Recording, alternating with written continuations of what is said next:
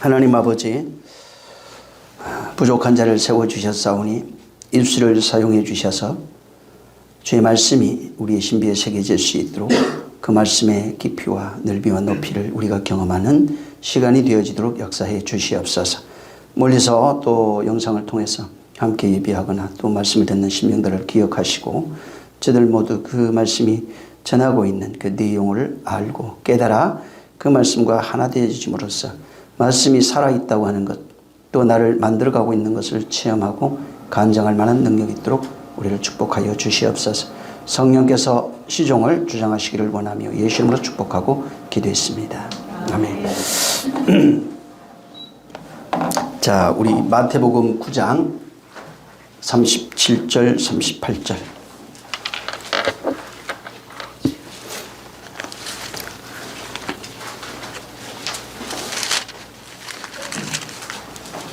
(37절) (38절) 마태복음 9장 37절 38절. 자, 같이 합독합니다. 시작. 이에 제자들에게 이르시되 추수할 것은 많되 일꾼은 적으니 그러므로 추수하는 주인에게 정하여 추수할 일꾼들을 보내어 주소서 하라 하시더라. 네. 하시니라. 오늘 또 추수하는 주인하고 추수하는 일꾼이 뭔지를 좀 우리가 생각을 해야 됩니다. 27절부터 있던 내용에 대해서 계속 지금 말씀을 드리고 있는데, 예수께서 이렇게 가시면서 가실 때마다 가장 많이 사역하시는 그 내용이 뭐냐면은 그 27절에도 나와 있어요. 27절에도 있고, 귀신 들려서 듣지 못하고 봉어리 된 자들의 내용입니다. 또 보지 못하는 자들의 내용이에요. 그래서 보면은 이 쭉 읽어보면은 그 내용입니다.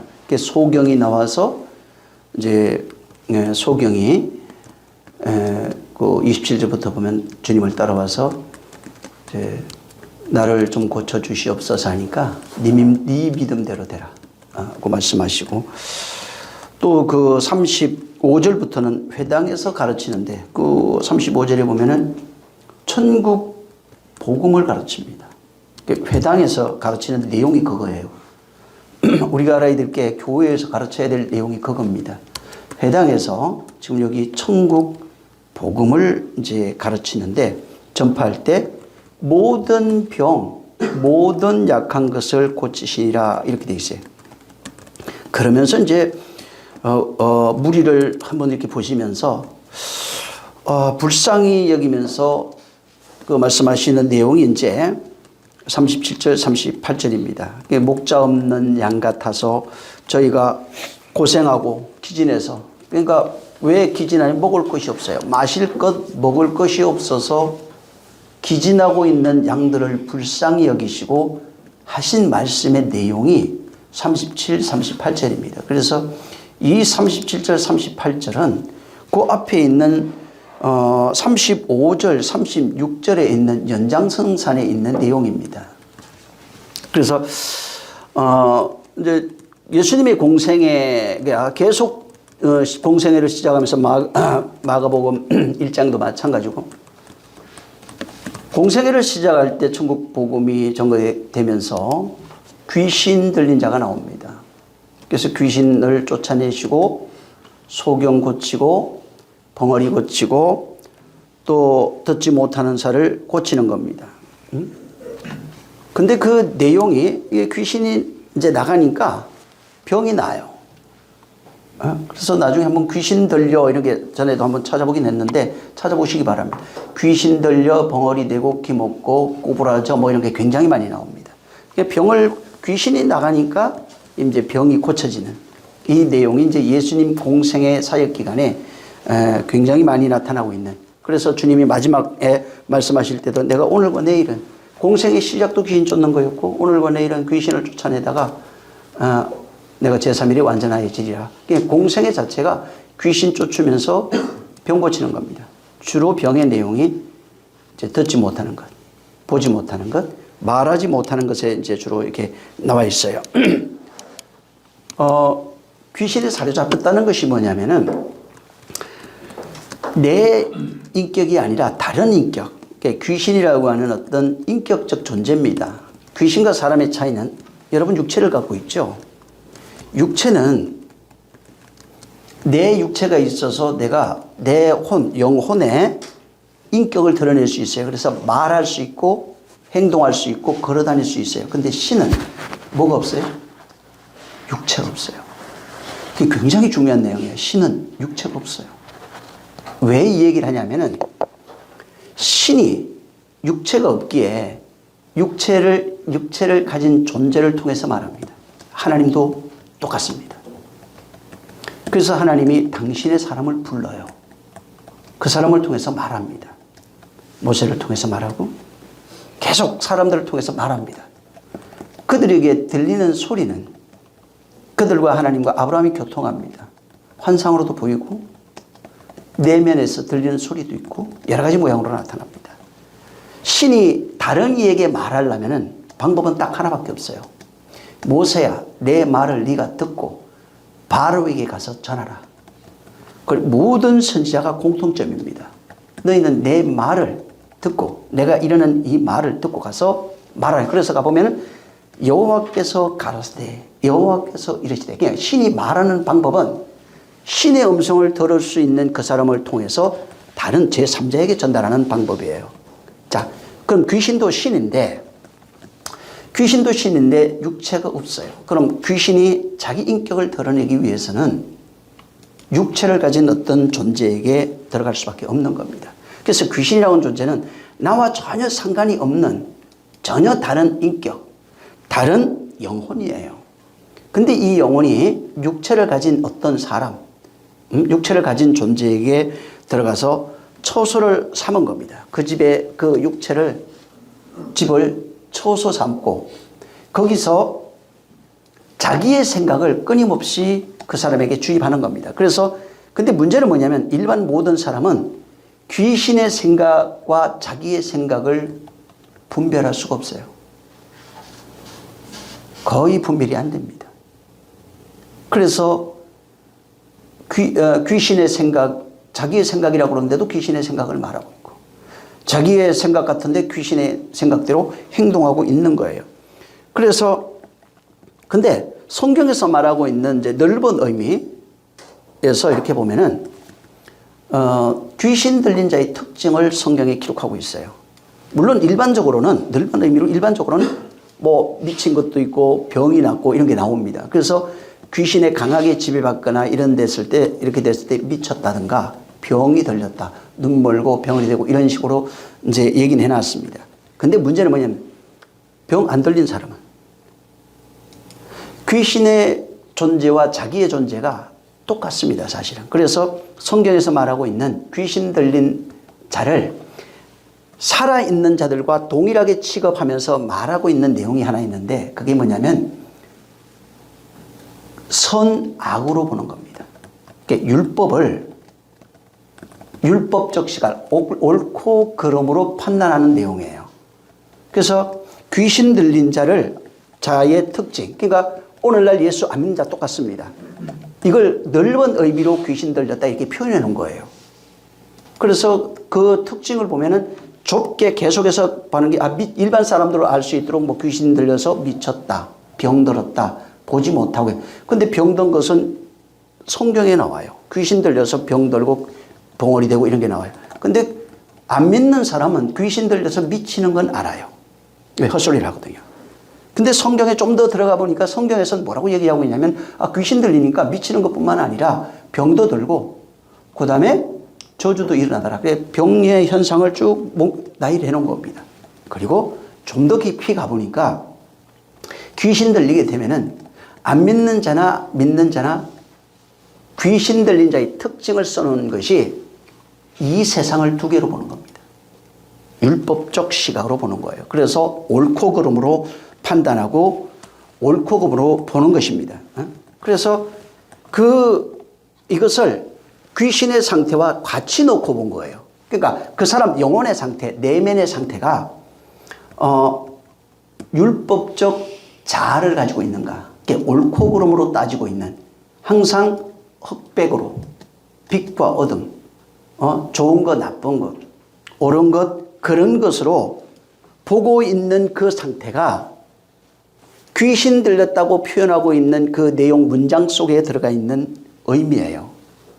그래서 안 믿는 자에게 산귀신, 죽은귀신 그러잖아요. 이 사람들의 모든 근거는 믿지 않는 자도 이방인들도 마찬가지입니다.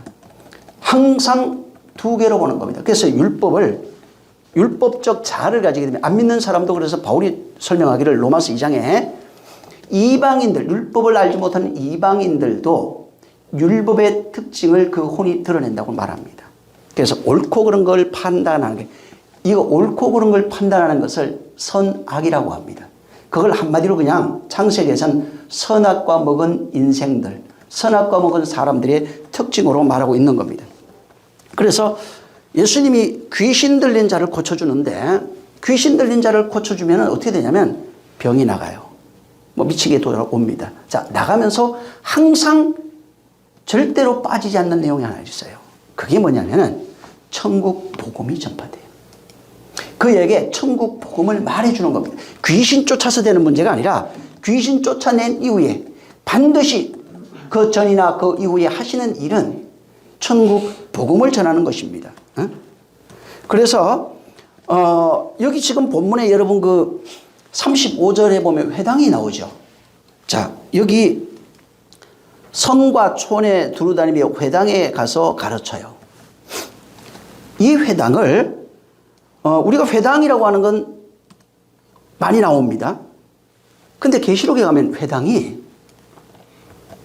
두 개의 교회에 나와요. 그 회당이 뭐예요? 이 회당은, 예수님이 회당에 가서 가르치는 곳은, 이 회당은 율법이 선포되는 지역이에요. 근데 계시록에 가면 두 교회에게 율법적 자아로 살아가고 있는 그 교회, 이 건물을 얘기를 하는 게 아닙니다. 율법적 자아가 자기 의가 되어 있는 두 교회에게는 뭐라고 얘기하냐면 사단의 회가 있는 곳이다, 이렇게 표현했어요. 그러니까 율법적 자아로 살아가는 존재는 네가 사단의 회야, 이 얘기를 해준 겁니다. 그러니까 사단의 회로 살아가고 있는 그래서 회당이 말할 때 어떻게 표현하냐면은 여기는 사단의 회가 있는 곳이야. 여기 이쪽 마태복음 이런 사복음서는 귀신의 소굴 이렇게 나와요. 그러니까 거기 가서 귀신을 쫓아내주고 있는 거예요. 회당에서, 밖에서도 물론 쫓아내는데, 그래서 회당이라고 하는 데는 전부 다 성경 전체 흘러가는 내용은 회당은 율법이 선포되는 겁니다. 근데 그 율법에 눌려서 율법이 선포되는 그 안에 살고 있으면 어떻게 되냐면 율법의 노예, 종노릇, 그 다음에 해방되지 못하고 끌려된 멍에, 율법의 멍에에 눌려 있는 자, 사망 아래 있는 자, 이렇게 표현하고 계시록에 가면 그걸 사단, 이런 식으로 표현하는 겁니다. 그래서 회당이라고 하는 것은 율법이 전파되는 그런 곳입니다. 거기에 가서 뭐를 가르치냐면 율법이 선포된 거기에, 율법적 자아로 살아가고 있는 거기에 천국 복음을 거기에 가르친 거예요. 그래서 35절에 한번 읽어보세요.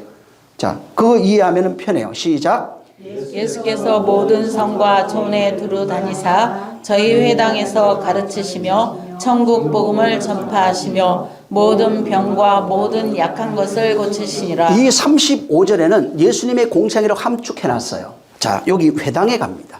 율법이 있는 곳이에요. 반드시 율법적 자아로 살아가는 곳에 여기 가서 가르칩니다.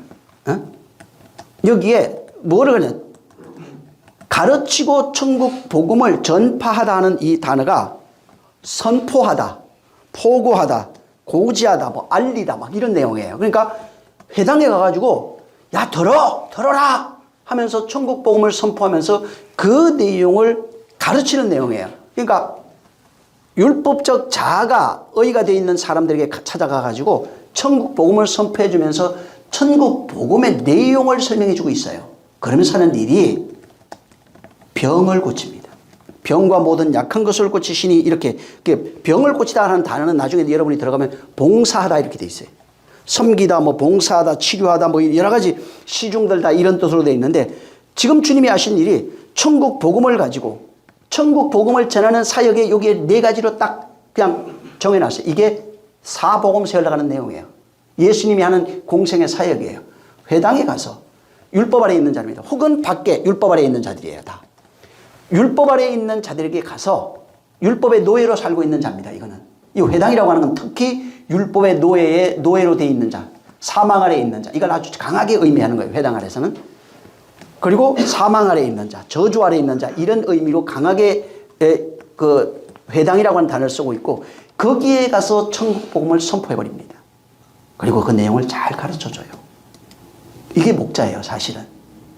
이 내용이 없으면 목자가 될 수 없어요. 세상에서 목사 타이틀 받아도 안 됩니다, 이거.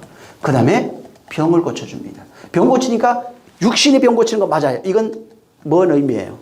진짜는 육신의 병을 고치고 천국 복음의 그 내용이 그 속에 새겨져야 돼요.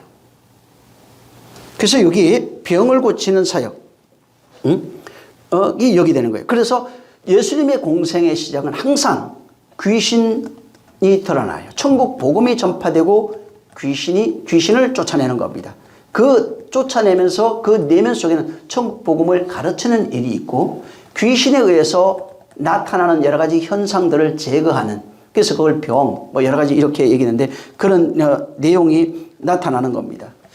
자, 선악과 먹은 자들의 특징이 마음이 참 중요한데, 그 마음이라고 하는 그 단어가 그 에피투미아입니다. 마음, 뭐 혹은 정욕, 사욕, 뭐 이런 식으로도 써요. 그 에피투미아 단어 자체가. 근데 그 마음 자체가 정욕적이에요. 사욕적이에요.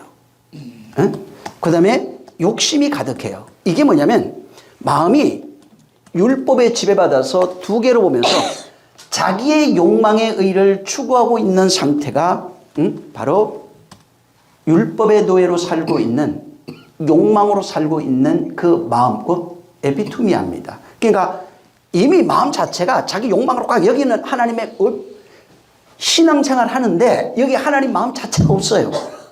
성경을 읽었는데 머릿속에 있어요. 마음 자체가 하나님의 마음으로 가득해야 되는데 이게 율법으로 가득해 있는 상태가 회당이에요. 그래서 율법적 사고에 사로잡혀서 살아가고 있는 게 노예, 그걸 노예라고 표현하는 거예요. 율법적 사고로 살고 있는 게 노예예요.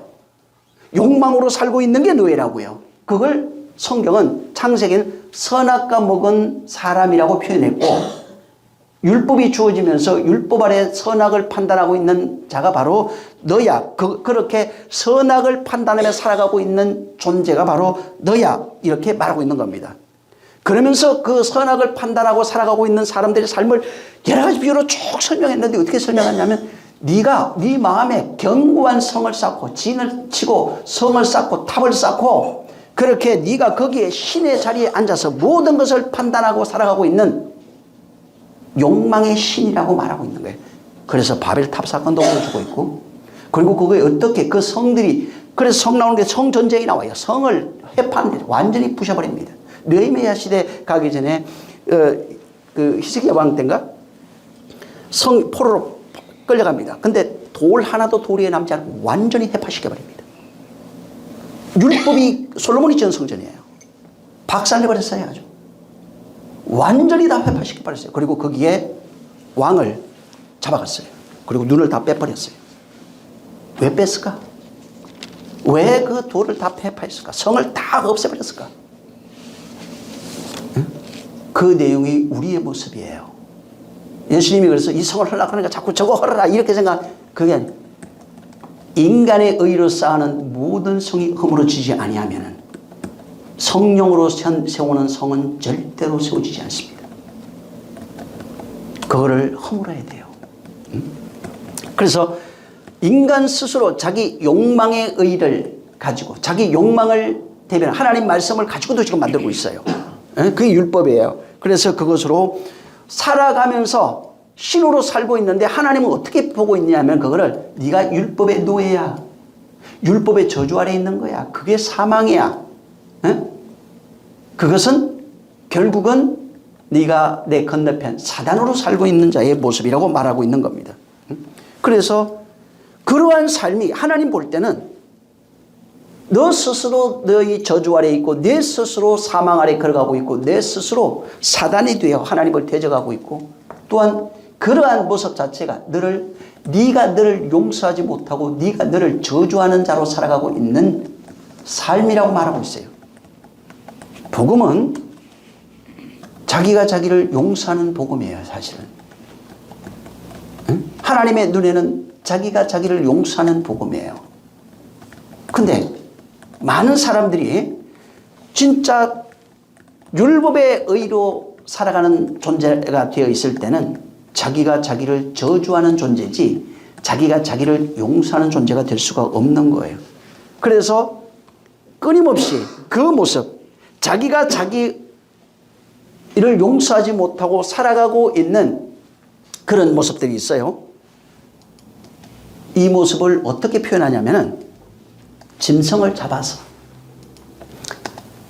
신이라고 하는 어떤 대상을, 이제 성경은 여호와니까 하나님이니까 그 하나님 앞에 나와서 짐승의 피를 끊임없이 바치고 있는 가인의 삶이다라고 말합니다. 그러니까 율법적 자아의 신으로 살고 있는 모습이 가인의 삶과 똑같다는 겁니다. 자기를 용서하지 못하고 끊임없이 피를 흘려야만 되는 삶, 피를 갈구하는 그러한 삶을 살 수밖에 없는 겁니다. 예수님이 지금 여기 36절에 무리를 쭉 보십니다. 회당안에 말씀 들으러 온 사람이겠죠. 그 내용을 지금 35절을 알면은 36절이 한번 읽어보세요. 시작. 무리를 보시고 민망히 여기시니 이는 저희가 목자 없는 양과 같이 고생하며 유리함이라. 예. 자, 여기 보니까 그 35절 이 내용을 가지고 사람을 봤는데 지구상에는 목자가 없어요. 단 한 명도 천국 복음을 아는 자가 없고 전부 다 율법의 노예로 사망 아래 하나님 건너편에 사단으로 살고 있는 자들의 모습이에요. 그래서 목자가 없네요. 그리고 이게 성회, 회당에 들어와 있는데 성전에 못 들어왔어요. 가인의 삶을 살고 있는 거예요. 성전 밖에 있네요. 그러면서 끊임없이 신을 찾아 고생하고 헤매면서 양식을 먹지 못하고 물을 마시지 못해서 전부 다 말라 죽어가고 있는 그 모습을 보시고 37절, 38절을 말씀하신 거예요. 근데 이 세상에는 목자가 없는 게 맞아요. 목자가 없습니다. 목자가 있어야 양을 돌볼 수 있는데 요한복음 10장에 보면은 내가 목자라고 그래요. 응? 예수님만 진짜 목자입니다. 그래야 그 목자만이 진짜 목자라고 하는 이유는 진짜 영원히 먹을 물과 양식을 알고 있고 거리로 인도할 수 있는 겁니다. 근데 세상에 목자라고 하는 사람이 엄청나게 많은데 전부 다 가짜예요. 주님만 목자예요.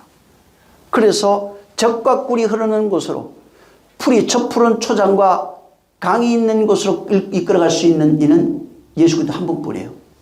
목사가 아닙니다. 근데 문제가 있어요. 그분만 목자가 돼서 하늘의 물, 하늘의 양식을 먹게 해줄 수 있어요. 그분만 목자입니다. 근데 그 외에 있는 자는 목자라고 하는데 목자가 아니에요. 영적 지도자들이 많았어요. 아닙니다. 오늘날도 마찬가지예요. 그리스도와 똑같은 하늘의 것을 보고 듣고 저 푸른 초장이 어디 있고 양식이 무엇이며 음료가 무엇인지 모르는 자는 목자가 될 수가 없어요. 응? 그 목자를 통해서만 영원히 쉴 것과 안식, 먹을 것과 마실 것을 얻을 수 있는 겁니다. 그래서 예수께서 정말 우리의 목자가 되셔서 진짜 우리가 먹어야 할 양식과 진짜 마셔야 할 물을 공급하시는 겁니다. 지금은 성령에 의해서 성령이 택한 자들을 통해서만 역사하고 있어요. 자, 근데 그 예수님이 가르치잖아요.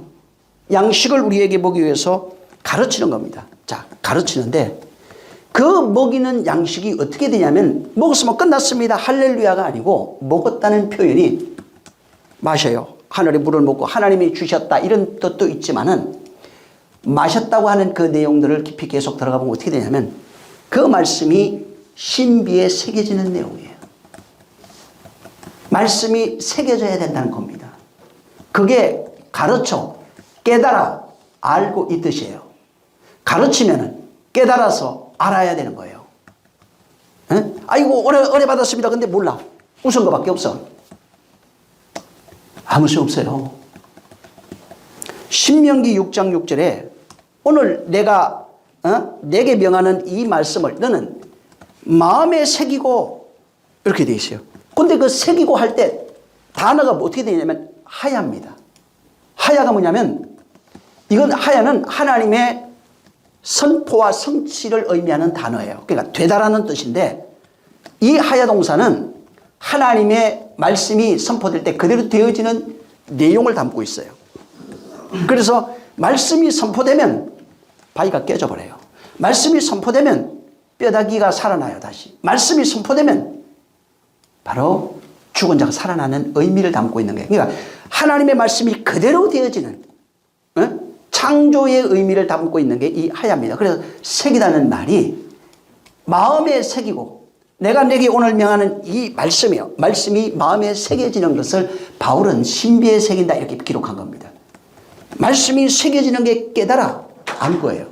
가르친 것을 깨달아 안 게 마음에 새겨진 거예요. 그리고 그 말씀으로 살아가는 존재, 그 말씀에 지배받고 있는 상태가 깨달아 알았다. 그래서 알다라는 단어를 들어가면 결혼으로 나와요. 부부간의 비밀 뭐 이런 걸로 나와요. 전부 다 깨달아 안 것을 결혼한 겁니다. 체험이에요. 다. 우리가 말하는 한국에서 압니다. 내가 그 사람 말하는 멀리 잘 지나가는 사람 내가 한번 봤어. 이런 거 아니에요. 이 알다는 우리나라 단어하고 완전히 다른 뜻입니다. 완전히 부부가 아는 그 단어를 알다라고 표현해놨어요. 그거 외에는 몰라요. 알다라고 쓰지 않아요. 자, 그래서 마음에 새기는 거예요. 예레미야 3장 15절에 보면은 내가 또 내 마음에 합한 목자들을 너희에게 주리니 그들이 지식과 명철로 너희를 양육하리라 이렇게 되어 있는데 마음에 합한 할 때 그 이 합한이라고 하는 단어가 레버입니다. 거기에 정신, 내 마음 이런 뜻이에요. 그냥 하나님의 마음, 하나님의 정신 이런 의미를 담고 있어요.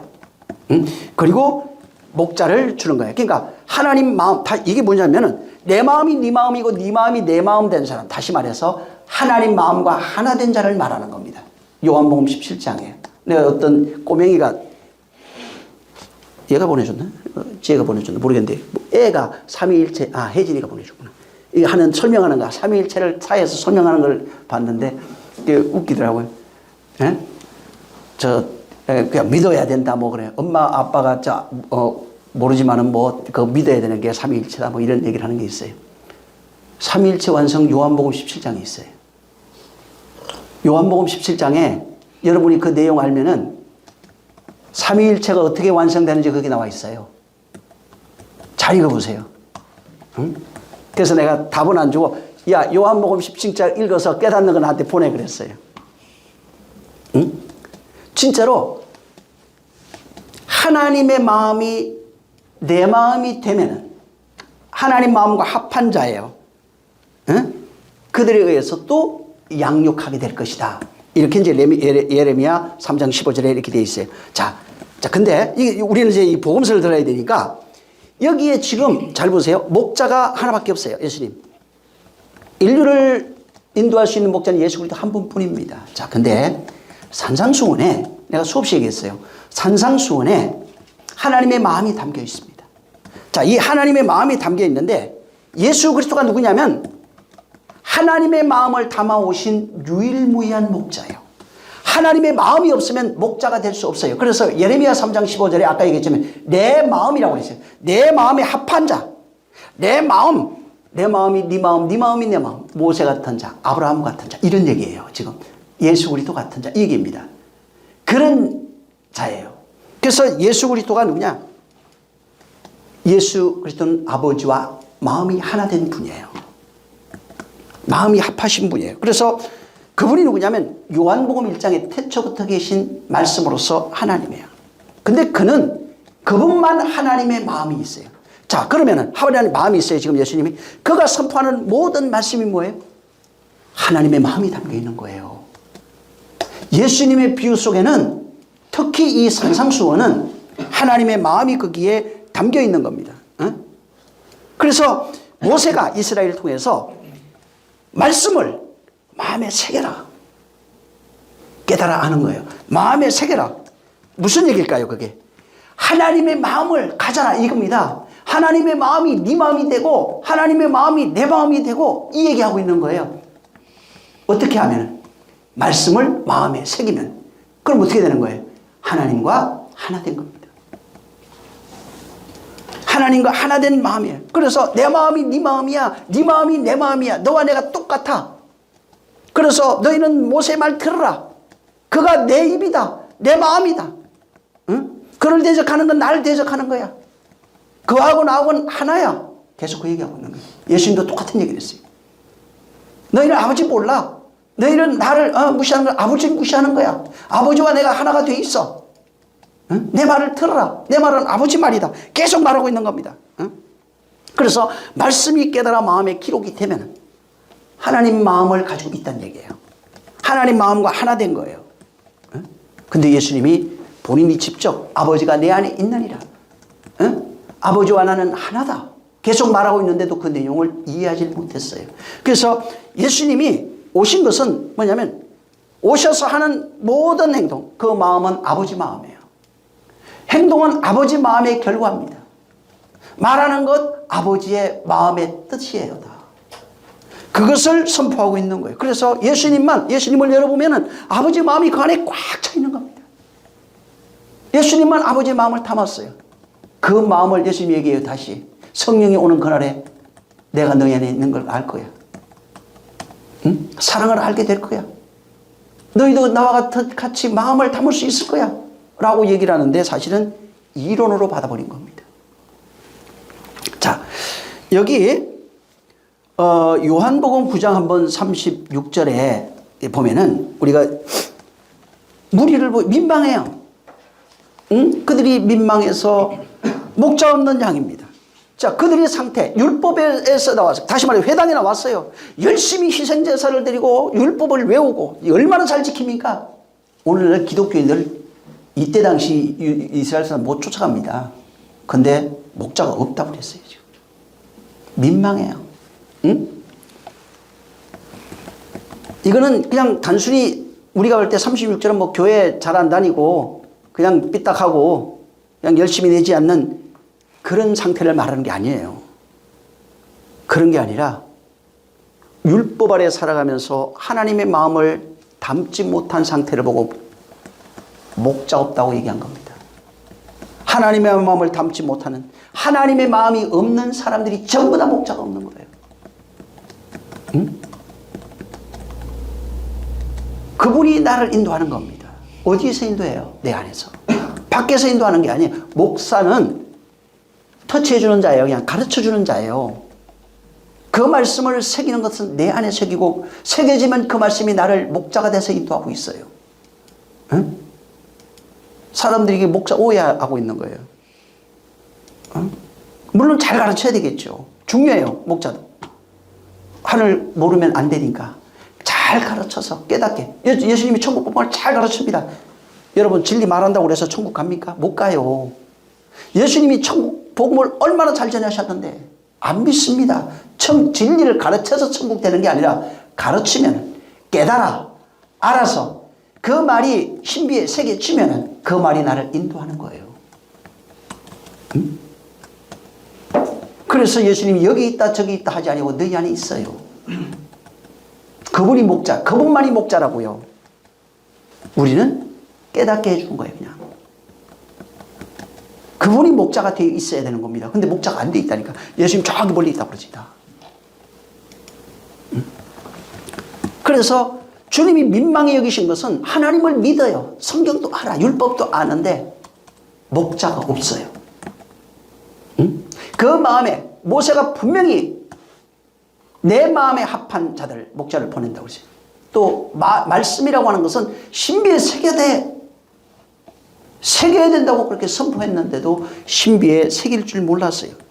그러니까 뭐가 되냐면 직접 행하는 종교주의자가 되어버린 겁니다. 그래서 하나님의 마음이 뭔지 전혀 모릅니다.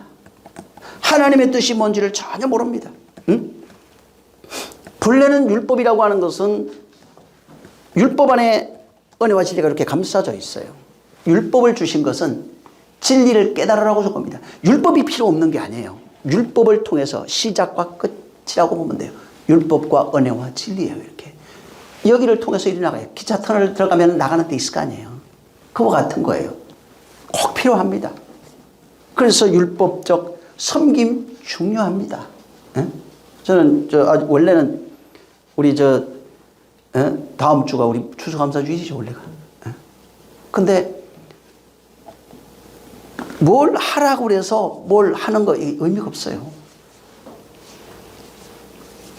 추수감사주일이 됐든 예배가 됐든 11조가 됐든 의미 알고 그 의미를 거기에 담아서 깨달아서 정말 그분의 목자 따라 그분이 원하는 대로 그렇게 영적 신앙생활하면서 자라가야 되는 겁니다.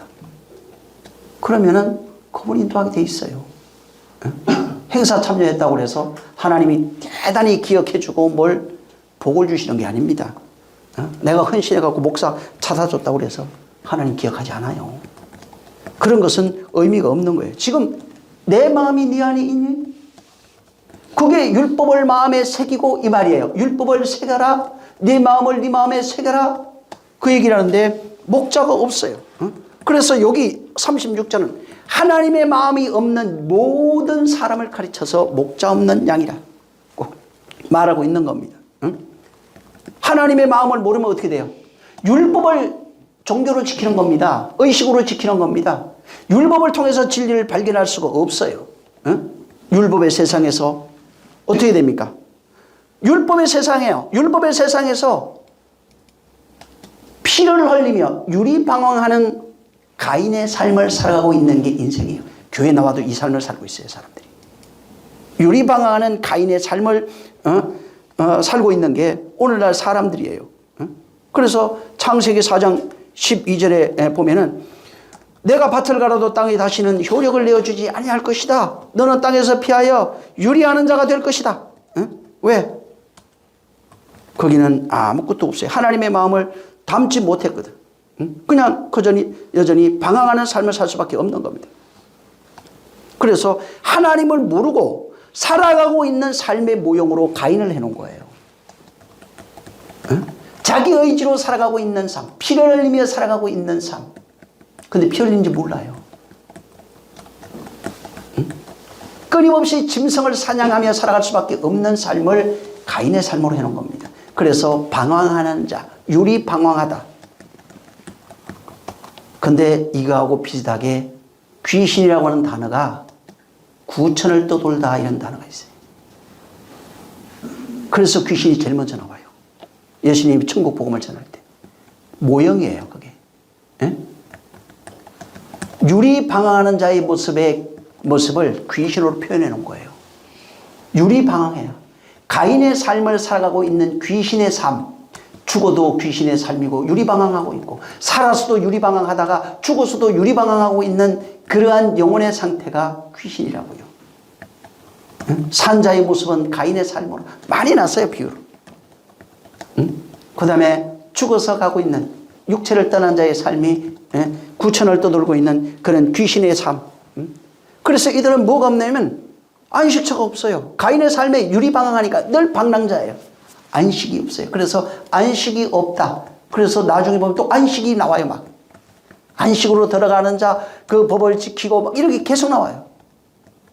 안식이 없는 자는 방황하고 있고, 안식이 있는 자는 방황하지 않아요.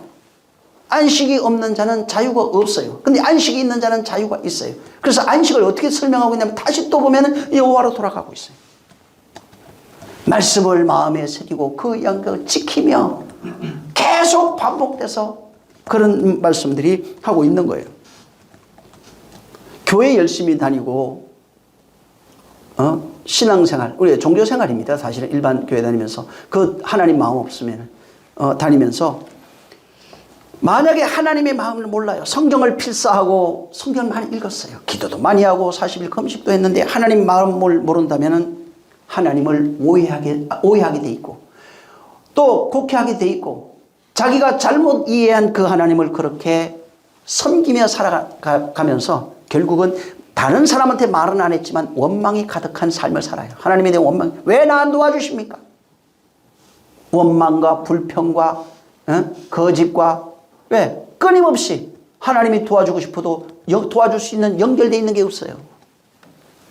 그래서 하나님의 도움 끊임없이 열심히 내 나름대로 율법 아래서 섬깁니다. 신앙생활 열심히 합니다. 헌신도 잘하고 헌금 잘합니다. 그런데 하나님과 하나님의 마음이 없으면 어떻게 되냐면은 연결이 안 돼 있는 거예요. 그분과 연결이 안 돼 있으면은 거전 형편이 더 나빠집니다. 그분과 연결이 안 돼 있으면 열심히 신앙생활하는데 원망밖에 안 남아요. 나중에 되는 게 없어요. 끊임없이 원망, 불평. 내가 나의 나름대로 열심히 했는데 근데 하나님 보실 땐 건너편에서 길을 찾지 못하고 헤매고 있는 모습일 수밖에 없어요. 하나님이 도와줄 수 있는 게 없어요. 그래서 여기 이후에 지나가면 마태복음 12장에 43절부터 45절 나중에 한번 읽어보세요. 귀신 나갔어요. 귀신 쫓아내고 됐어요. 귀신 쫓아내는데 거기 뭐가 없어요. 목자가 다시 또 없어. 귀신은 나갔는데 목자가 없어요. 목자가 없으니까 저보다 악한 귀신 7 들어가니까 형편이 더 악해지더라. 응? 더 악해져요. 더 악한 귀신 7으로 나와요. 일곱이 완성이 되는 7이 있는데 여기는 완성되지 못한 상태로 살아가고 있는 거예요. 응? 7회 창세기 1장 7일이 나와요. 7일 날. 7은 완성되어져 가는 삶의 모습이에요. 근데 여기에 전혀 완성되지 못한 삶으로 살아가고 있는 인생들의 모습은 결국은 원망과 불평, 분노, 대적, 하나님의 원수로 살아가는 것밖에 없는 겁니다. 하나님의 마음을 가지라는 거예요. 이 성경에 율법을 주시잖아요. 율법을 통해서 진리를 깨달으라고 말하는 겁니다. 왜 율법을 주시냐? 지키라고 하는 게 아니라 율법을 통해서 율법에 담겨있는 그 진리의 내용을 깨달으라는 거예요. 또 땅을 보잖아요. 땅을 통해서 하늘의 내용을 가지라는 거예요. 땅으로만 살지 말아라 이 말이야. 땅의 이치가 아니라 하늘의 이치를 가지라는 겁니다. 그 다음에 어둠이 보여요. 어둠을 통해서 빛을 보라고 말하고 있어요. 성경에 그래서 두 가지가 반드시 상관돼 짝이 나와요. 짝으로. 전부 다 짝이에요. 하나님의 상태와 우리의 상태를 계속해서 짝으로 보면서 결국은 이 두 개가 하나 돼야 돼. 이걸 설명하고 있는 겁니다. 이 땅에 보여지는 성전들이 쭉 있어요. 성전을 통해서 보이지 않는 참 성전, 하나님이 거하실 수 있는 그 성전을 발견하라는 것입니다. 성경에 마귀, 사단 이런 게 많이 나와요. 사단을 통해서 하나님을 알라고 말하고 있어요. 응? 너희가 대적하는 자가 되지 못하고 말고 창조의 근본이신 그 하나님을 알라는 것입니다. 그런데 하나님의 마음을 모르면 성경은 하나님의 마음을 여러분에게 새겨주려고 그러는 거예요. 하나님의 마음을 모르면 하나님이 없는 자라는 얘기예요. 성경을 읽어도. 자, 하나님이 없이 살아가는 존재. 그러니까 구천을 떠도는 귀신이요. 가인의 삶처럼 유리방황하고 있는 자요. 하나님 건너편에서 대적자로 살아가고 있는 사단이라고 하는 겁니다. 이 세상에서는 그냥 하나님 없이 스스로 신이 되어 유리방황하다가 죽어서는 구천을 떠도는 귀신 되는 거예요.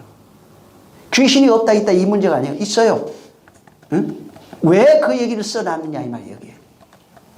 사람들은 있다 없다 거기에 매여 있어요. 그보다 중요한 것은 왜 귀신을 여기 써놨을까? 네 모습이란 얘기예요. 응? 그게 가인의 모습이란 얘기예요. 그러한 삶을 살아가고 있는 자를 바로 귀신으로 표현하고 유리방황하고 있는 자, 하나님 건너편에 대적하고 있는 그런 인생들, 목자 없는 양같이 이리저리 헤매고 있는 방하고 있는 인생들로 표현하고 있는 겁니다. 그래서 거기에 뭐가 없어요? 하나님이 없어요. 마음에.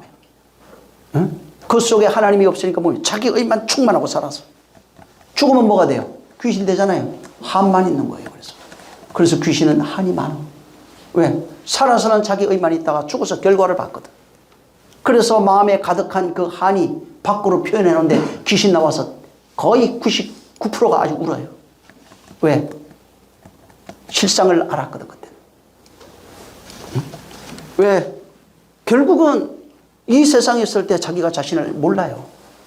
자기를 사랑한 적이 없는 사람이 된 것을 알아요. 죽어서. 자기를 용서한 적이 없는 것을 알아요. 자기를 율법의 멍에에서 풀어주지 못한 것을 알아요. 하나님은 풀어주고 싶었는데 자기가 안 한 거예요. 자기가 거절하고 거부하고 대적하고 끊임없이 반대하고 자기를 용서한 적이 없어요. 끊임없이 대적했어요. 풀어준 적이 없어요. 끊임없이 율법의 멍에로 더 옥조아놨어요. 목에다가 쇠살을 채우되 아예 한 개, 두 개가 아니라 그냥 아주 절대로 끊을 수 없도록 수십 개를 쳐버렸어요. 누가 했어요? 하나님이 한 게 아니라 내가 하고 있는 거예요. 근데 죽어서 그 결과를 알아버린 거예요. 자기가 한 것을 알아요. 그래서 마음에 한만 가득한 거예요. 원망이 가득한 거예요. 예? 미움이 가득한 거예요. 왜 자기가 이 땅에 있을 때 진리를 들었음에도 진리로 자기를 대접한 적이 없는가? 자기가 그걸 깨달아 알아야 돼. 주님이 진리를 말해도 내 말을 너희가 듣지 아니하는도다. 만약에 그것을 듣고 깨달아 알았다면 진리로 주님이 진리로 대접하는 대접을 받았을 겁니다. 그리고 내가 그 진리를 대접받았고 내가 진리로 나를 대접한 자가 된 거예요. 결국은. 근데 진리의 양식을 줘도 먹을 수가 없어요. 마음의 안색이니까. 진리의 양식을 줄지라도 끊임없이 자기 생각에 갇혀서 그 생각으로 그 말씀을 판단하고 있는 거예요. 그것이 율법의 노예예요. 그것이 원수들이에요. 하나님 보실 때. 그게 선악의 노예요. 귀신의 노예요. 귀신과 같은 삶 산다 이 말이에요. 사망 아래 있는 자요. 일생 동안 귀신 들려 있어도 귀신 들려 있는 줄 모르고 살아가고 있고 귀신 들려서 뭐라고 그랬습니까? 마태복음 10장 39절에 보면은 귀신 들려서 귀신에 의해서 세간을 넉탈당하고 있는데도 자기의 세간이 넉탈당하고 있는 것 자체를 모르고 있다는 거예요. 왜? 귀신하고 자기하고 똑같거든. 하나님의 마음을 줘도 그 마음을 읽을 수가 없어요. 하나님의 마음을 전혀 알 수 없는 겁니다. 그래서 성령이 오셔서 귀신이 세간을 넉탈하고 있는 상황을 얘기해 줬어요. 야, 모든 사람은 39절 나중에 보세요. 모든 사람은 지금 귀신에 의해서 세간이 넉탈당하고 있는 거야. 그래서 성령이 오시면 내가 온 것은 그 귀신을 결박해서 더 강한 자가 와서 귀신을 결박해서 그걸 쫓아내고 그의 세간을 다시 넉탈할 것이다. 이렇게 말합니다. 하나님의 마음이 깨닫지 못하면 이게 안 되는 겁니다. 39절, 29절. 죄송해요. 29절인데 절대로 되지 않아요. 마태복음 12장 29절. 강한 자가 와서 결박을 하고 넉탈해야 되는 겁니다. 그래서 성령이 오실 거라고 말하는 겁니다. 그래서 율법의 마지막이 뭐예요? 사랑이에요. 누가 물었어요? 예수님 가르치는 율법의 강령이 뭐냐? 사랑입니다. 너 정말 대단하다. 율법의 끝이 사랑이라고요. 사랑은 바울이 깨닫고 모든 것이 완성이라 이렇게 얘기했어요. 요한이 쓴 요한서신은 전부 다 그거예요. 율법의 끝이, 율법이 잘못된 게 아니라고요. 율법은 하나님의 마음을 담고 있는 사랑이었어요. 껍데기를 보니까 힘들고 멍해고 가시고 아프고 괴로운 것이고 슬픈 것이고 힘든 것이라고 생각한 거예요. 근데 예수님 물었을 때 뭐라고 그럽니까? 율법의 강령이 사랑입니다. 하나님 사랑하고 이웃 사랑하는 겁니다. 그랬어요. 너 참 옳도다. 근데 예수님이 뭐라고 그래요? 조금 더 해석하면서 너 원수 사랑해야 돼 이렇게 얘기했어요. 원수를 사랑하래요. 원수 사랑하니까 나한테 빚진 거 떼먹고 도망가는 거 그거 아닙니다. 응? 나 사기친 거 아닙니다. 나 미워하고 욕한 거 그런 거 아니에요. 응? 넓은 의미에서는 그것도 물론 뭐 포함될 수는 있지만은 원수가 누구예요? 성경에서 말하는 원수가 누구냐고. 지금 하나님이 말하고 있는 거예요. 내 원수. 원수를 사랑하는 거야. 하나님의 원수가 뭐예요? 성경에 이제 보면은 사단, 마귀, 하나님의 대적자, 또 하나님을 대적하는 자 이런 뜻이 있어요. 자, 그러면 함축해 보세요. 하나님이 대적자, 하나님의 원수, 사단, 마귀가 누구예요? 나예요. 내가 지금 하나님 건너편에서 대적하고 있다고요. 신이 돼서. 사단처럼 살고 있다고요. 마귀의 이간하는 자로 살고 있는 거예요. 응? 나예요. 원수 사랑이 뭐예요, 그럼? 하나님 원수 사랑하래요. 응? 하나님의 대적자를 사랑하는 거예요. 응? 지금 하나님의 원수로 살고 있는 나를 알아야 돼요. 하나님의 원수로 살고 있는 나를 용서하는 거예요. 여러분 이 얘기를 못 알아들어요. 사실은 하나님 앞에 회개하죠. 무슨 죄 짓고 무슨 죄 짓고. 근데 잘 보세요. 후련합니까? 하나님이 용서했다고 해도 자기는 안 믿어져. 나 같은 죄인은 어떻게 살 텐데. 말도 안 돼. 그래서 또 가면은 또 끄집어내고 또 회개합니다. 자기가 자기를 용서하는 건 정말 힘들어요. 이거 불가능한 얘기예요, 거의. 하나님이 용서했다는 건 믿어지는데 내가 나를 용서하는 건 안 돼요. 율법적 사고로 살아가는 사람은 하나님이 용서해. 믿습니다. 아멘. 할렐루야. 너 죄인이잖아. 딱 한마디 하면 다시 무릎 꿇어요. 내가 옛날에 정말 나를 용서할 수가 없어요. 하나님의 원수를 사랑하래요. 무슨 말이에요? 너를 사랑하라 이 말이에요. 응? 너를 용서하라는 것입니다. 응? 바로 인간은 말이에요. 어디서 시작해서 어디서 와서 어디로 가는지 전혀 알지 못합니다. 이 땅에 와서 나왔는데 여기에서 귀신과 합해서 똑같은 삶을 살아가면서 귀신에게 세간을 넉탈당하며 살아가고 있어요. 다시 말하면 자기 욕망에 갇혀 있어요. 응? 욕심에 갇혀 있어요. 응? 자기의 사리사욕에 갇혀 있어요. 응? 그러다가 그렇게 살면은 귀신들과 똑같이 지옥에 떨어지는 거예요. 지옥으로 살다가 지옥으로 가는 겁니다. 그냥 사망에 살다가 사망으로 가는 거예요. 하나님의 원수로 살다가 원수로 가는 겁니다. 응? 누가 지옥을 집어넣는 게 아니에요. 하나님이. 내 삶이 지옥이라고요. 죽으면 그냥 지옥이에요. 내 삶이 그냥 사망이에요. 죽으면 그냥 사망이라고요. 내 삶이 지금 원수예요. 하나님의 원수. 귀신과 똑같아요. 그럼 죽으면 귀신이고 내 삶이 하나님의 원수면 그냥 하나님의 원수예요. 그래서 아무도 핑계 못하는 거예요. 누가 집어넣는 게 아니라 내가 스스로 나를 용서하지 못하고 하나님의 원수로 끊임없이 살아가고 있는 겁니다. 나를 저주하고 있는 거예요. 응? 귀신의 삶을 사는 거예요. 그냥. 응? 악한 자의 삶을 살아가고 있는 거예요. 욕망으로 사는 거 있는 거예요. 그래서 자기를 용서하지 못해요. 하나님 용서하셨다고 해도 안 믿어져요. 또 그래서 회개하는 겁니다. 자기를 용서하는 게 뭐예요? 응? 더 강한 자가 와서 세간을 넉탈하고 풀어줘야 되는 겁니다. 그래서 예수 그리스도예요. 그리고 그가 하신 말씀이 신비에 새겨져서 나를 세간을 넉탈하고 있던 그 말씀, 그 율법적 자들이 죽어져야 돼요. 바뀌어져야 됩니다. 그게 깨져야 되는 거예요. 그것이 쫓겨나가야 되는 겁니다. 응?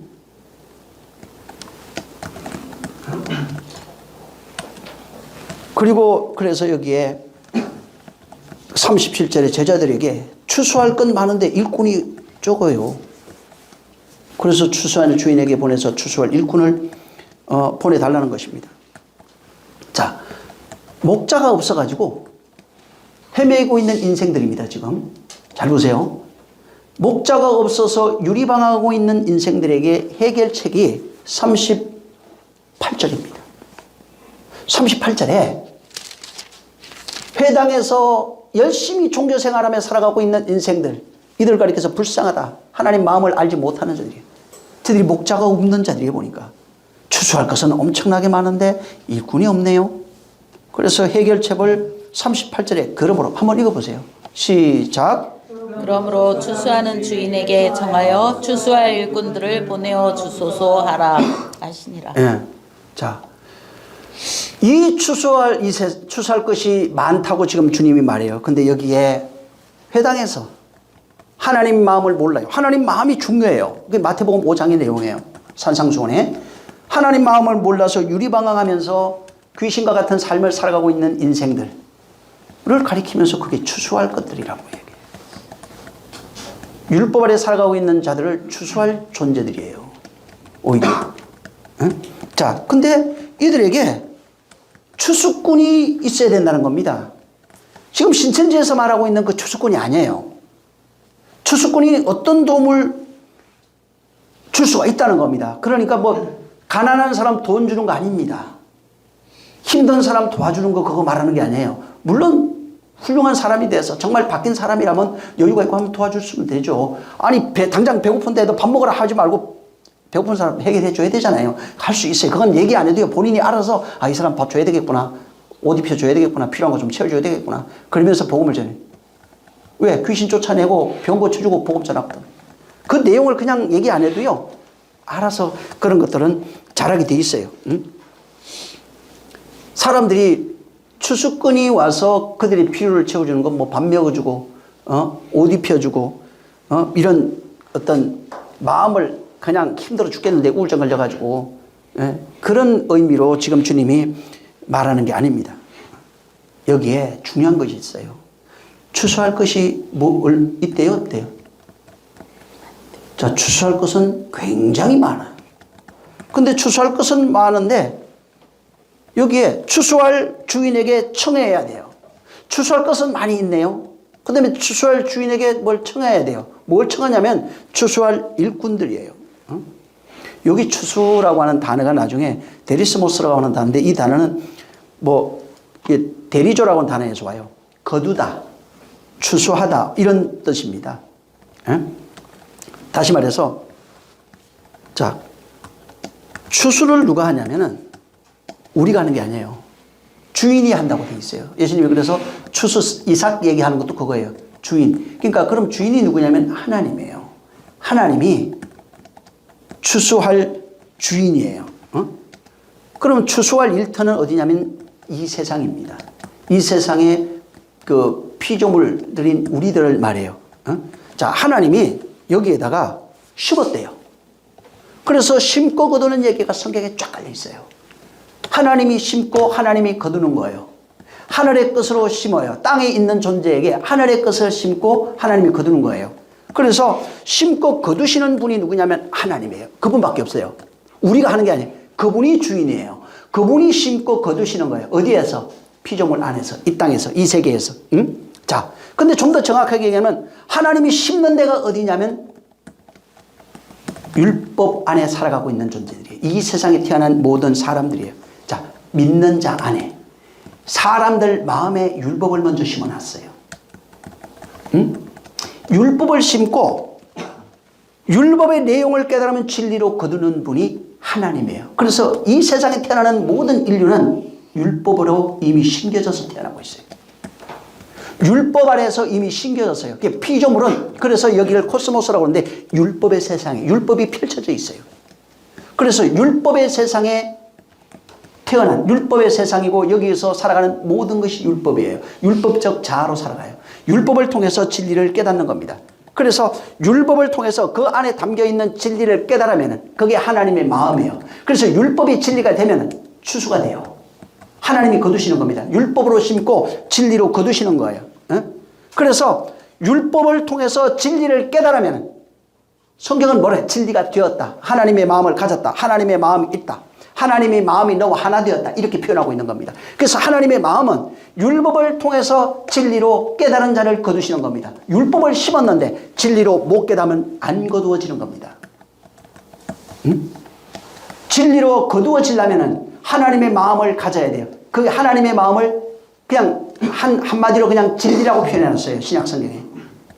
그래서 진리는 하나님의 마음을 가진 자가 진리예요. 이 진리가 되면은 하나님 마음이 있는 거예요. 하나님 마음이 그래서 어디 있어요? 그리스도가 어디 있어요? 전부 다 같은 얘기예요. 하나님의 마음이 여기 있다 저기 있다는 것이 너희 안에 있느니라.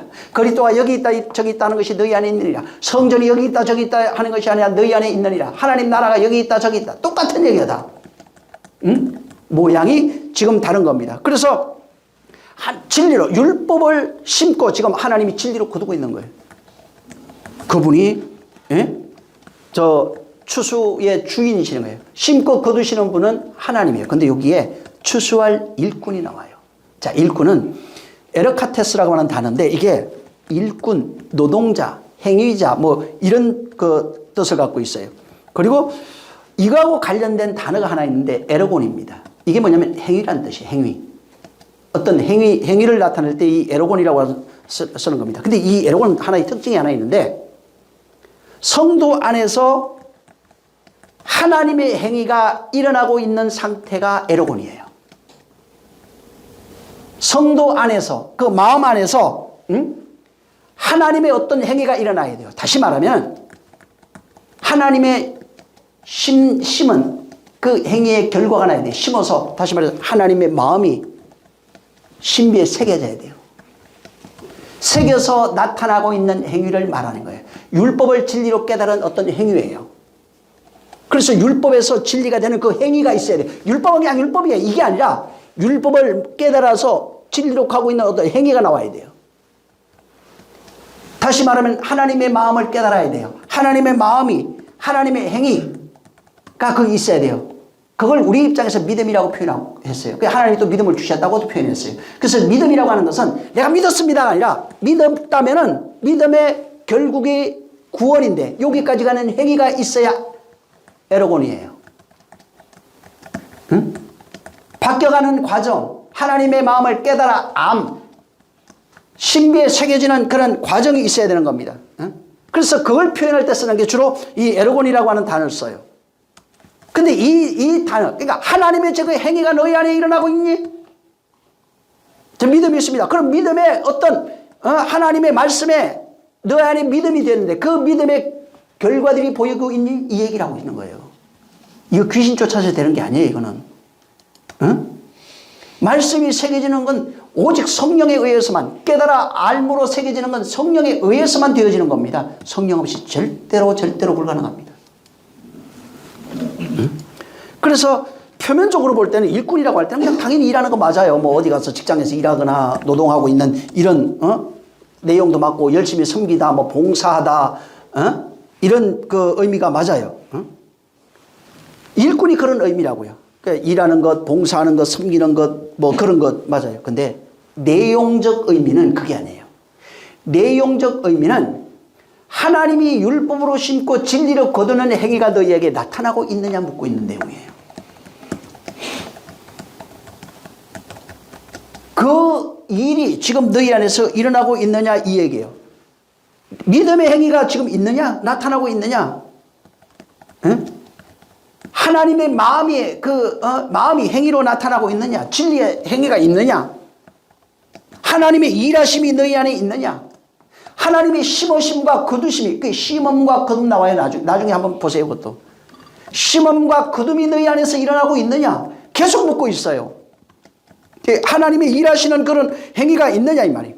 다시 말해서 일꾼이라는 게 무슨 뜻이냐면 여기서 말하는 게 추수한 일꾼 데려와가지고 일시키세요 이 얘기가 아니라 하나님이 일하시는 행위가 나타나는 그 일꾼이란 뜻이에요. 이해하시겠어요? 하나님이 일하시는 율법의 진리로 나타나는 하나님의 마음, 하나님의 행위, 하나님의 심음과 거둠이 일어나는 그 행위가 일어나는 그 일꾼, 나를 얘기를 해요. 다른 사람 데려와서 목사 세우고 전도사 이거 얘기하는 게 아니고 하나님이 일하시는 행위가 일어나는 그 사람, 그걸 그 일꾼이라고 하는 거예요. 일꾼. 추수할 일꾼이 뭐냐? 하나님이 심고 거두는 거예요. 하나님이 심고 거두는 그 사람, 그 일꾼. 그 뜻이에요. 그 행위가 일어나는 사람이 그래서 기도해서 그걸 청구하라는 얘기예요. 빨리. 그러면 너희 안에 그게 이루어진다는 거예요. 그래서 주기도문도 가르쳐줘요. 또 주기도문 기가 막혀요. 진짜로. 응? 산상수훈에 있는 그 내용, 팔복에 있는 내용을 그대로 다시 그거 이루어 주시옵소서 하는 게 이 주기도문이에요. 쉽게 말하면. 응? 그래서 이 추수하는 그 일은 누가 하냐면 주인이 하는 거예요. 주인이 심고 거두는 그 일을 하는 겁니다. 이제 나중에 보면 천사들도 나와요. 거두는 일은 누가 하느냐 하니까 이제 천사들 막 이렇게 나와요. 응? 자, 씨, 추수할 때 그 씨도 하나님이 심는 거예요. 그래서 열매 거두는 얘기 나오죠. 추수해가지고 창고에 거뒀는데 쭉쟁이는 버리고 그 얘기 나오는 누가? 주인이. 응? 일꾼들은 그냥 그거는 그때는 뭐 천사들이 그렇게 한다 이렇게 해놓은 거예요. 근데 거기서 일꾼이 중요한 게 아니라 씨가 중요한 거예요. 씨. 씨를 말하고 있는데 자꾸 사람들은 크게 거두는 게 뭐 종말의 때에 천사가 일하고. 그건 그냥 껍데기예요. 그거 말고 씨는 하나님만 주실 수 있어요. 그 씨를 심고 거두시는 이는 하나님만 하시는 일이에요. 어디에? 우리의 마음에 하나님의 마음을 심는 거예요. 못 깨달으니까 율법으로 심었어요. 그리고 율법의 내용을 깨달으니까 하나님의 마음을 알아요. 응?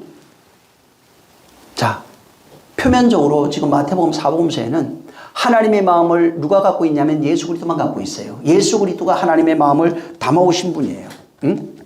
자, 그분이 우리의 목자라고 말합니다. 응? 추수하는 주인에게 청해서 추수할 일꾼을 보내주소서. 무슨 얘기예요?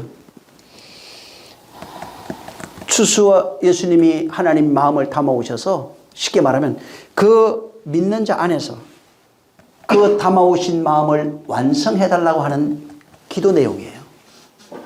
하나님이 심고 거두시는 그 내용이 저기서 완성되게 해주세요. 너 기도하라고. 하나님의 마음을 담아온 이는 예수 그리스도 당신밖에 없는 거예요. 응? 그 마음을 예수님을 통해서, 근데 그게 예수님이 이 땅에 계실 때는 안 되는 일이에요. 선포는 되는데 안 돼요, 이게. 그걸 빨리 하게 해주세요. 그래서 아버지께 청구하라는 얘기예요. 아버지께 기도하라 할 때 뭘 준대요? 창세전에 예비한 약속한 거 성령 주겠다고 얘기한 거예요. 그래서 그분이 오시면은 이제 하나님의 마음을 밖에서 선포되는 마음이 우리 안에 기록되기 시작하는 거예요. 그래서 여기에 청하다 이 단어도 보면 데오마이라고 하는 이 단어입니다. 이게 매다, 뭐 붙들다, 묶다, 뭐 이런 뜻이에요. 이게 이제 대우에서 그 파생돼요. 대우. 이게 보면은 이제 그 하나님께 기도하다 하는 이 단어가 이제 데오마이예요. 그 대우, 하나님께 기도를 요청하는 것. 이게 뜻이 뭐예요, 그러면? 이게 데오마이가 매다, 붙들다, 묶다 이런 뜻이라고 그랬잖아요. 하나님을 기도 요청한다는 거예요. 이게 이제 기도가 데오마인데 뜻이 뭐예요, 그럼? 하나님과 한 마음으로 묶이는 걸 기도라고 그래요. 우리가 소리치는 게 아니고 기도의 의미는 표면적으로는 소리 부르짖다 이게 맞아요. 근데 그 내용은 의미는 그게 아니라 하나님의 마음과 하나로 묶이는 것. 하나님의 뜻으로 하나로 묶이는 것. 쉽게 말하면 진리로 묶이는 것. 하나님의 뜻으로 완전히 묶여있는 것을 말하는 거예요. 그래서 이게 정말 하나님의 마음과 하나로 묶여야 돼. 이거 들어가면 뭐 자세히 보면은 이제 여러 가지 뭐 저 수동 뭐 디퍼포먼스 뭐 이런 것들이 나와요. 이제 이건 좀 어려우니까 정말 그분의 마음과 하나로 묶이기를 바라시는 거예요. 빨리 이게 되게 해달라고 기도하라는 거예요. 그래서 주인에게 청하다. 바로 내가 그 하나님께 요청해서 하나님의 마음과 내가 하나로 묶이도록 기도하라는 것입니다. 누가 명령했어요? 하나님이. 그걸 빨리 요청해라. 기도는 내가 하는 게 맞아요. 하나님이 하라고 해서 내가 하는 겁니다. 그리고 그 기도의 내용은 하나님의 마음이 내 마음이 되고 내 마음이 하나님 되는 거예요. 하나님 마음과 하나로 묶여버리는 걸 바로 기도라고 하는 겁니다. 그래서 추수할 것은 많은데 추수할 일꾼을 보내주셔서 여러분 저 13장 한번 보세요. 여기는 천사가 나와요 또. 39절.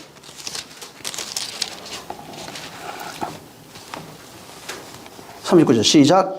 가라지를 심은 원수는 마귀요 추수 때는 세상 끝이요 추수꾼은 천사들이니. 예. 여기 똑같아요. 여기도. 여기 보면은 마귀 추수 때는 세상, 그 다음에 끝 추수꾼 뭐 천사들 이렇게 나와요. 이 세상 끝 이게 이제 아이온 신테리아라고 하는 단어인데 이게 종말을 의미하는 게 아니에요. 사람들이 이걸 종말로 봤잖아요. 영혼의 여기에 저 세상 끝이라고 하는 것은 그러니까 영혼의 시간을 얘기를 해요. 초월적 개념이에요. 그냥 초월적 개념으로 이 세상을 초월한 영원한 시간, 영혼의 어떤 시간. 그 내용이에요. 그냥 설명하면 무슨 얘기냐면 율법이 진리로 완성되는 영원의 시간을 얘기를 해요. 엮어치라고 하는 게 어디에서 일어나냐면 이게 세상 끝 이게 아니라 성령이 오시는 그때부터 세상 끝이에요. 사실은 그때부터 율법이 진리로 완성되는 그 시간을 영원의 끝, 영원의 시간, 영원 끝 이렇게 표현해놨어요. 그러니까 성령에 의해서 율법에서 진리로 창조되는 그 시간을 말하는 겁니다.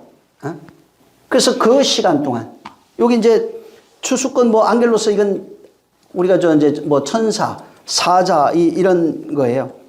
근데 그걸 의미하는 단어를 여기에 그 안겔로스라고 하는 단어를 썼어요.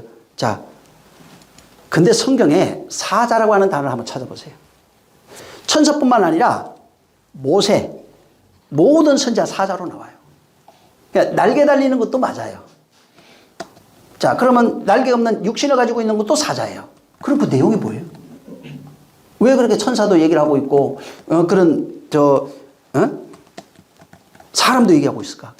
의미가 있는 거예요. 그 내용의 공통점이 뭐냐면 하나님의 마음을 담아서 율법의 세상에 전달하는 존재를 사자라고 그래요. 그래서 사자가 나올 때 공통점 그 안에 담겨있는 내용은 뭐가 담겨있다고 그 속에? 하나님의 마음. 천사가 됐든 그게 뭐 사람이 됐든 상관없어요. 하나님의 마음을 담아서 전달하는 존재예요. 근데 아까 얘기했죠. 하나님의 마음을 전달하는 사자가 누구라고요? 본문에서 예수 그리스도 한 분밖에 없어요. 그 다음에 이제 성령을 받아서 성령에 의해서 그 마음을 담은 자가 뭐가 돼요? 그러면 사자가 돼요. 하나님의 마음을 담아서 전달하는 존재가 사자예요. 그래서 옛날에 뭐 왕의 교지 받으면 그 교지를 가지고 전달하는 자를 사자라고 그러잖아요, 다.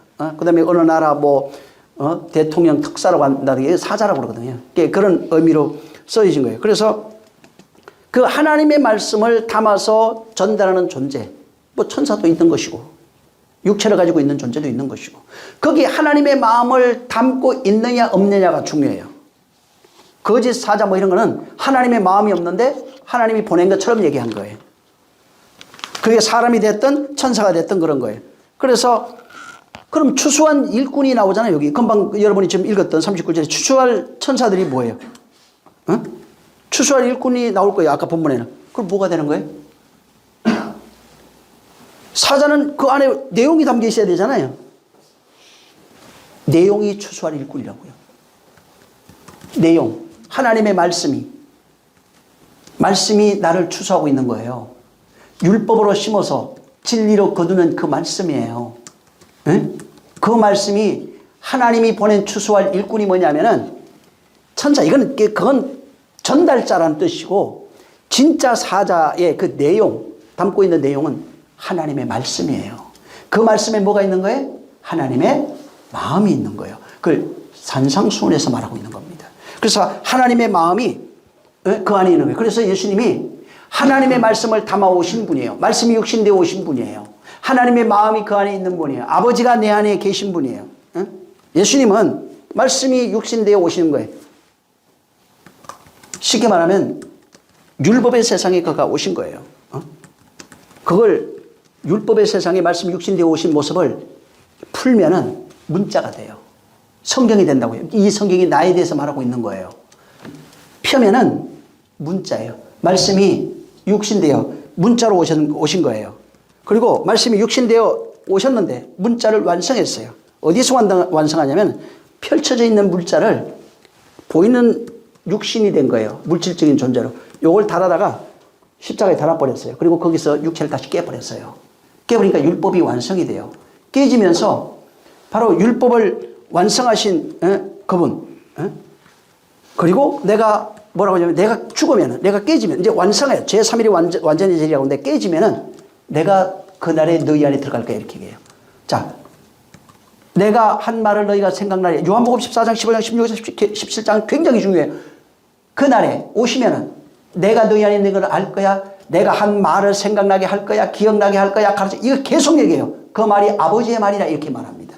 다시 말해서 그가 십자가에 깨지신 이후에 진리의 영, 그리스도의 영으로 로마서 8장에 돼 있는데 진리의 영 혹은 그리스도의 영, 성령에 의해서 우리 안으로 들어왔어요. 그 내용이, 진리의 내용이 들어왔는데 그걸 아버지의 마음을 가졌다고 말한 거예요. 성령으로만 되는 거예요. 아버지의 마음을 가진 거예요. 아버지의 마음을 품은 거예요. 진리가 된 거예요. 믿음이 바로 된 거예요.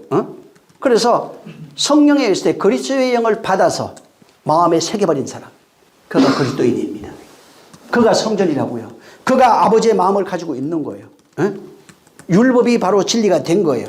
그래서 말씀을 예수 그리스도께서 하신 그 말씀이 성령에 의해서 신비에 새겨진 것을 말씀을 담은 자, 말씀이 된 자, 그리스도가 된 자, 그리스도인이라고 하는 자, 교회 된 자 이렇게 얘기해요. 전에도 얘기했지만 그래서 그런 자를 율법으로 살던 율법에 마침이 요한복음에 뭐라고 그래요? 침례 요한은 율법의 마침이라고 분명히 예수님이 얘기해요. 그리고 그의 목을 자른다고 그랬잖아요. 잘라버렸어요. 그래서 목이 없는 시체를 갖다 묻어요. 그리고 예수님이 요한복음 저 끝에 가서 십자가에 달릴 때 목이 떨어졌다고 얘기해요. 그리고 요한이 율법의 마침인데 그 율법의 본체, 그 목이 없는 몸과 떨어진 그 머리가 합쳐지면은 그리스도인이 돼요. 그래서 바울이 그걸 깨닫고 교회의 머리는 그리스도고 몸은 지체다 그래요. 우리라고 그랬어요. 그래서 이게 말씀을 담은 자라는 것은 하나님의 마음을 담고 있다 이 뜻입니다. 하나님의 마음을 품었다 이런 겁니다. 그래서 지금 이 본문에 자, 이들이 지금 보니까 성전에 가서 이제 그 회당입니다. 가서 이제 예수님이 말씀을 전하는데 보니까 목자가 없어요. 유리방황하고 있어요. 가인의 삶을 살고 있어요. 교회 잘 열심히 다니고 헌신도 잘하고 잘합니다. 근데 그 속에 하나님의 마음이 없는 자예요. 하나님의 마음을 담지 못한 자예요. 그래서 그들에게 빨리 목자가 생기길 원해요. 목자는 예수 그리스도밖에 없잖아요. 그분만이 하나님 마음을 담고 오신 분이에요. 그가 죽어야 그 마음이 우리에게 전달이 되는 겁니다. 성령에 의해서. 그래서 목자 없는 그들에게 빨리 구해라. 그러면은 하나님의 마음을 네가 담을 수 있다는 것입니다. 목자가 뭐냐면 하나님의 마음이에요. 그 말씀이에요. 그래서 목자를 만났다는 게 하나님의 마음을 가졌다 이 말이에요. 하나님의 말씀을 담았다 이 말입니다. 율법을 진리로 깨달았다 이거예요. 그래서 율법을 진리로 깨달으면 하나님의 마음을 담은 자, 하나님의 마음을 안 자가 되는 것입니다. 그래서 내 안에 내 마음이에요. 내 안에 하나님의 말씀이라고 하는 게 하나님의 마음이에요. 이 마음이 생명이라고요. 그 말씀이 움직이는 것을 생명력이라고 해요.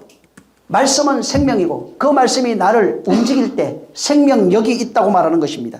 그래서 그 말씀과 내가 하나가 돼야 움직이는 건 나예요. 생명력이 나타나는 것은 나의 몸을 통해서 나타나는 것이고 생명은 그 말씀이에요. 그 말씀이 머리가 되어 있고 나는 그의 지체가 돼서 생명을 가진 내가 나를 통해서 생명력이 나타나는 겁니다.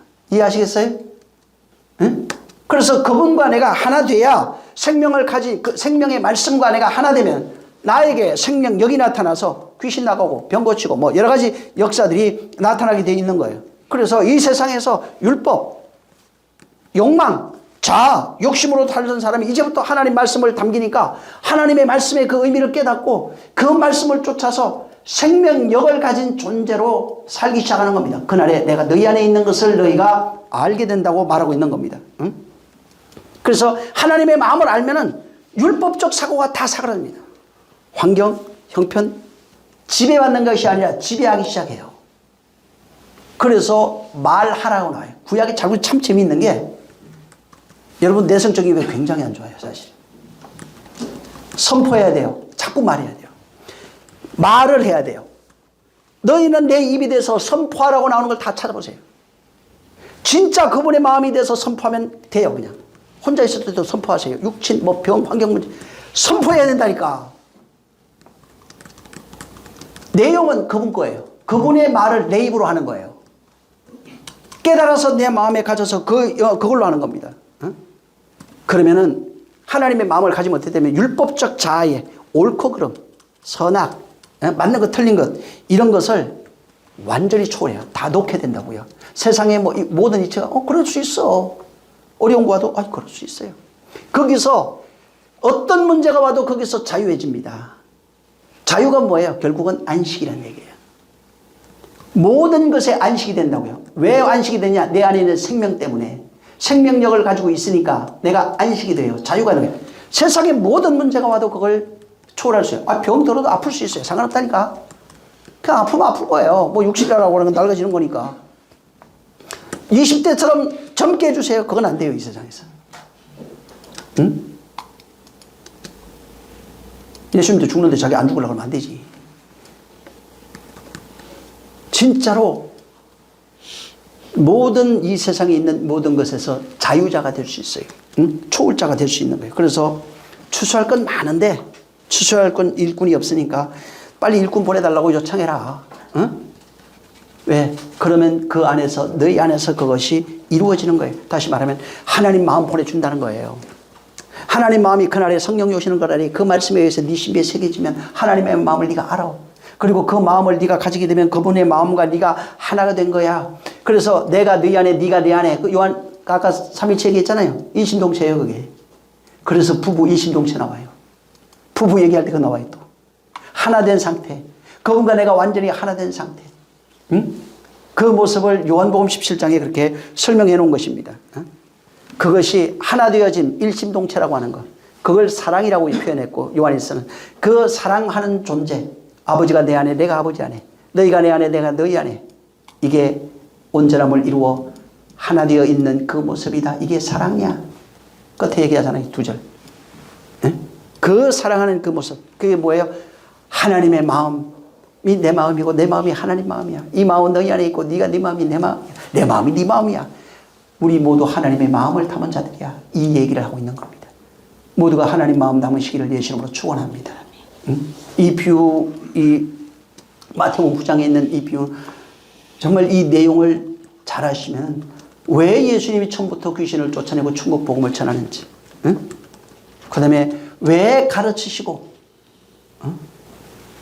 또 병든 자를 고쳐주는지 이 내용을 잘 이해할 수 있습니다. 그러면은 정말 하나님 마음을 깨닫게 하려고 이렇게 하시는구나. 공생의 사역이 전부 다 그 내용이에요. 정말 하나님 마음 가지시기를 예수님으로 축원합니다. 할렐루야. 기도하겠습니다. 기도할 때 주여 정말 내 하나님 마음 가질 수 있도록 나를 좀 축복해 달라고 기도하겠습니다. 좋으신 하나님 아버지 감사합니다. 정말 우리 모두 하나님의 마음 가져서 하나님의 마음을 선포할 수 있는 능력이 있도록 역사하여 주시옵소서. 추수할 일꾼은 하나님의 마음을 가져 우리에게 오는 자들이오니 하나님의 마음은 하나님의 말씀에 담겨 있는 것을 알고 그 말씀으로 되어지는 자, 만들어지는 자, 결국은 하나님이 심고 거두시는 입음을 받는 자가 되어질 수 있도록 역사하여 주시옵소서. 이 종말의 때에 성령에 의해서 거두짐을 당는 자, 곧 하나님의 말씀에 의해서 거두짐을 당하는 우리 모든 자들이 되어지게 도와주시옵소서. 하나님 함께 하시기를 원하며 예수님으로 축복하고 기도했습니다. 아멘. 하늘에 계신 우리 아버지여, 이름이 거룩히 여김을 받으시오며 나라에 임하옵시며 뜻이 하늘에서 이룬 것 같이 땅에서도 이루어지리이다. 오늘날 우리에게 일용할 양식을 주옵시고 우리가 우리에게 죄 지은 자를 사하여 준 것 같이 우리의 죄를 사하여 주옵시고 우리를 시험에 들게 하지 마옵시고 다만 악에서 구하옵소서. 나라와 권세와 영광이 아버지께 영원히 싸움나이다. 아멘. 감사하신 주여 우리를 축복하시고 은혜와 진리로 우리를 역사하여 주셔서 하나님의 뜻 이루어질 수 있도록 우리를 역사하여 주시옵소서. 성령의 역사하심 있게 도와주시옵소서. 자, 우리 모든 영광 하나님께 수고 많이 하셨습니다.